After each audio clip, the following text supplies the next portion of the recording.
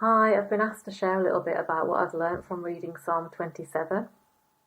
And being familiar with this psalm already, I had an idea about the direction this would go, but actually, when I reread it again to do this, the first thing that came into my mind was a book I read a few years ago called A Tale of Three Kings by Jean Edwards, which is this really thought-provoking fable written for Christians that examines the hearts of the biblical characters David, Saul, and Absalom at certain parts of their story.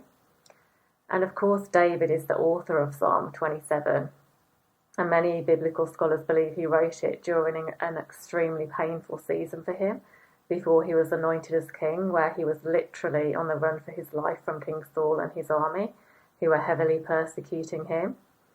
And in A Tale of Three Kings, it really profoundly examines David's heart and choices during this period of his life. And it asks the question, what do you do when someone throws a spear at you?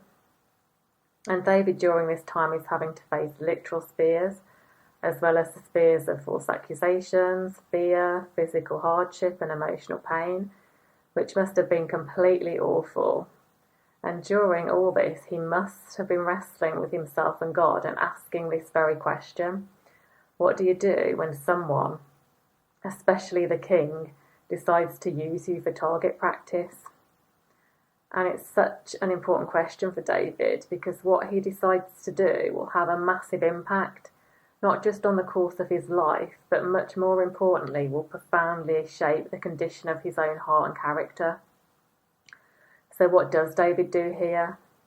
Well, even when he must have been tempted to fight back and was being encouraged to do so, he refuses to retaliate in any way, even when he has the opportunity to kill Saul handed to him on a plate.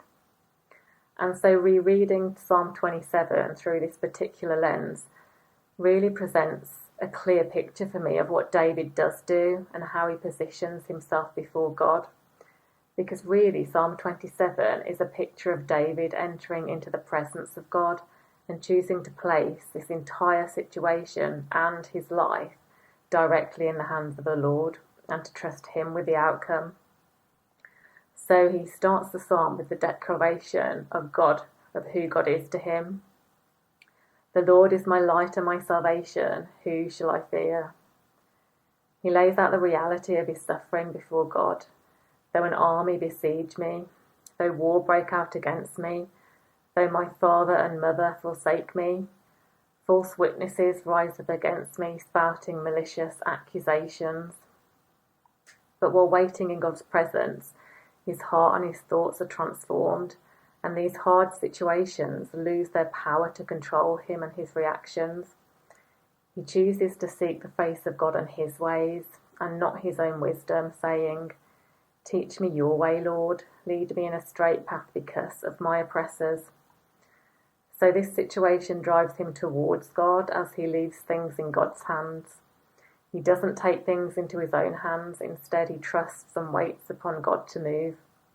He doesn't run ahead of God and ends the psalm declaring, I will remain confident of this. I will see the goodness of the Lord in the land of the living. Wait for the Lord, be strong and take heart, and wait for the Lord. And so why is it so important that David doesn't act in the same spirit as King Saul? A Tale of Three Kings explores this, and David says, Better he kill me than I learn his ways. Better he kill me than I become as he is. I shall not practice the ways that cause kings to go mad. I will not throw spears, nor will I allow hatred to grow in my heart. I will not avenge, I will not destroy the Lord's anointed, not now, not ever. And so by understanding this truth, he defeats the plan the enemy has to destroy him. But also by embracing suffering without retaliation, he stays in God's will for his life, and God's plan to anoint him as king was fulfilled, as Jean Edwards says. King Saul sought to destroy David, but his only success was that he became the instrument of God to put to death the Saul who roamed about in the caverns of David's own soul.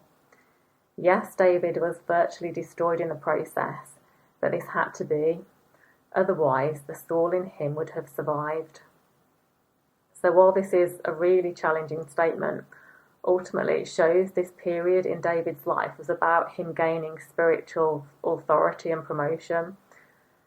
God was looking for someone he could trust with his authority. And to be totally honest, if I'd been in David's position, I'm not sure I'd have reacted in the same way. I'd have found it incredibly difficult. So reading this psalm again has really helped me understand why God calls David a man after his own heart. Because when God refers to the heart, he doesn't mean how a person feels in their emotions, but how they choose to act despite how they're feeling. And how David acts here in this context shows that there's something truly different about him. So I've been left really challenged by this powerful picture of submission to God David models for us, and the importance of continuing to bring all things to God and under God, and to seek his face and not to respond out of our own understanding.